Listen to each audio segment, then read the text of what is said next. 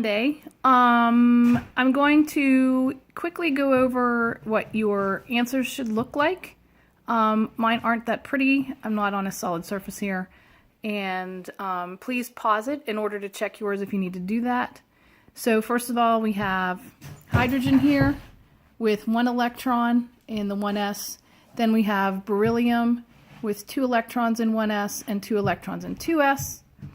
Then we have carbon with a total of 6 electrons, 2 in the 1s, 2 in the 2s, and then 1 in each of these 2p's.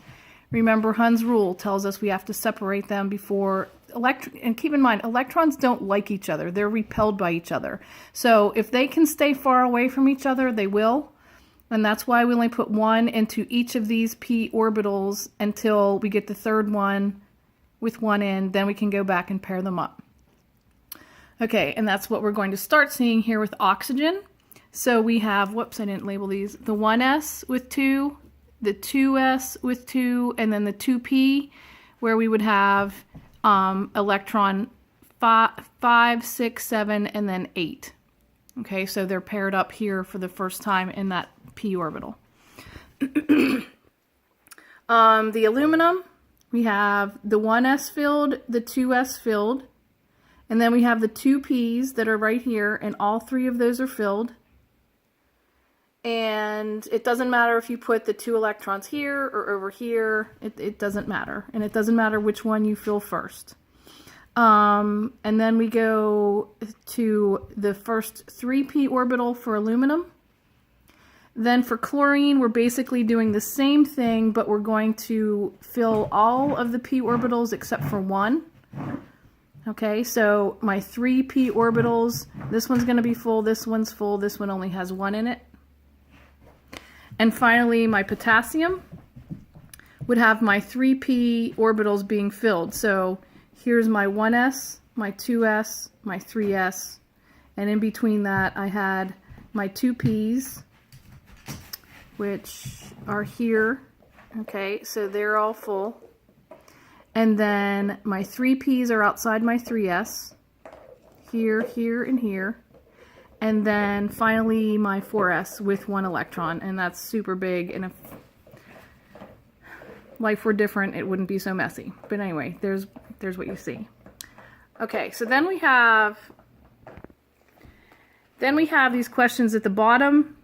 Electrons, why are they found in orbitals, not orbits? Again, electrons are not on a set path like the Earth around the sun or a train on tracks. These electrons are anywhere within these 3-dimensional regions with high probability. Remember, they're sometimes outside of these regions. And then the last question, how can you use the design of the periodic table to answer the electron configuration questions? And basically just knowing the energy levels and that each electron as you go across has more energy than the last, and then knowing where the different blocks are, like the S block, the D block, the P block, and the F block at the bottom. That's what that was just meant to make you think of. So your new lesson for today is going to be taking this and making it easier, because straight from the beginning, different students asked in both classes, like, how, what about drawing the d orbitals and the f orbitals? And as you can see, it gets so overlapping. First of all, it's time consuming and it gets hard to see.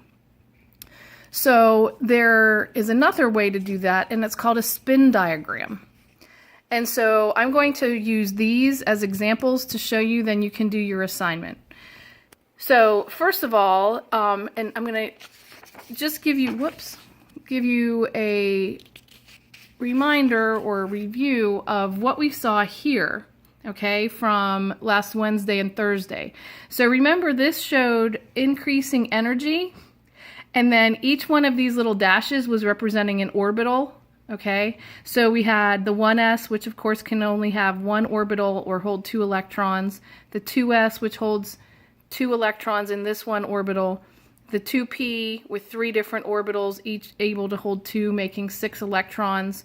3s can hold 2, and then your 3p has 3 orbitals, 3d has 5 orbitals, and our f's can have up to 7 orbitals. Okay, and look at these dashes. And so I even have a note here, or a part of what I was doing as an example, where I was showing you these electrons going 1 each into these orbitals before we can go back and pair them up. That's basically what we're going to do today. We're going to take that as an example, and we're going to start using that because it's a lot faster and a lot easier. So first of all, with this one, we would have 1s, and we would just show 1 dash for 1 orbital, and I would put 1/2 arrow. Just remember the plus 1/2 spin.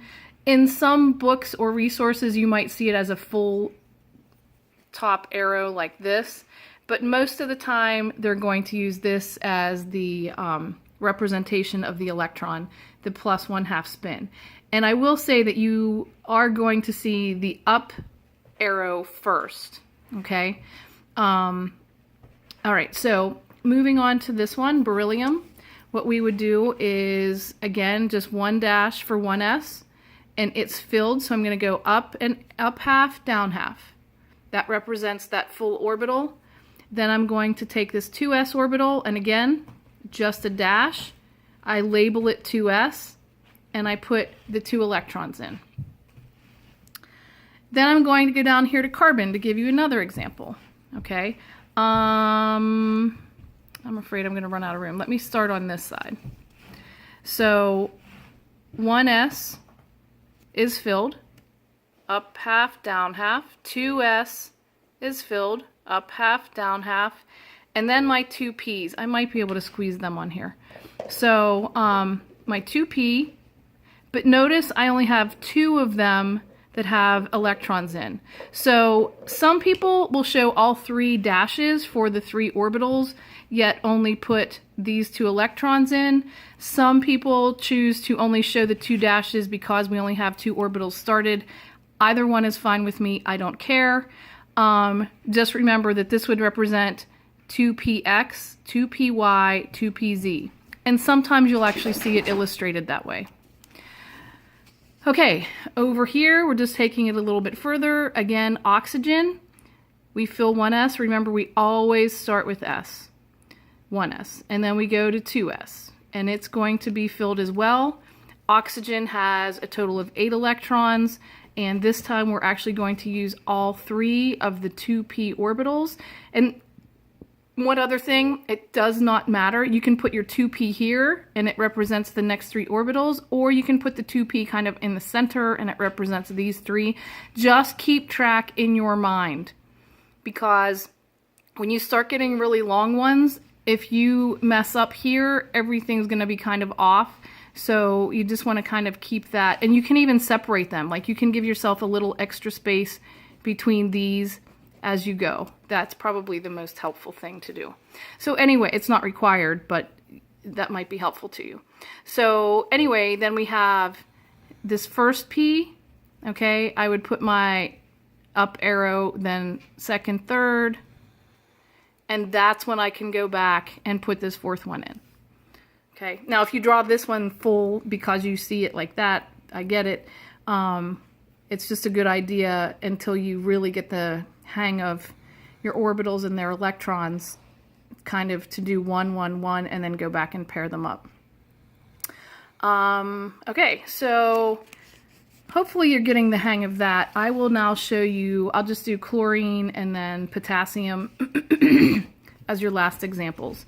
So chlorine, we have 1s, I'm trying to draw a little bit smaller here, 2s, and then my 3 2p's, then my 3s, and then my 3p. Okay, so I know my 1s is filled, I know my 2s is filled, I know my 2p's are filled. And because I'm going out here the whole way to 3p, I also know my 3s is filled, and I should have 17 electrons whenever it's all said and done. And I can look here just as reference that I have 2, 4, 5 electrons here, or this p orbital's filled, this p orbital's filled, this one only has 1. Or I can say 1, 2, 3, 4, 5, and I'm done. I can count these: 2, 4, 6, 8, 10, 12, 14, 16, 17. That's the atomic number of chlorine. Okay, so I was doing it this way to show you, just to teach you the method and how this is done. I do not expect you to draw these for all of the elements every time you're drawing spin diagrams. So what you'll need to do is access a periodic table and again start using the information like you have. Hold on one second.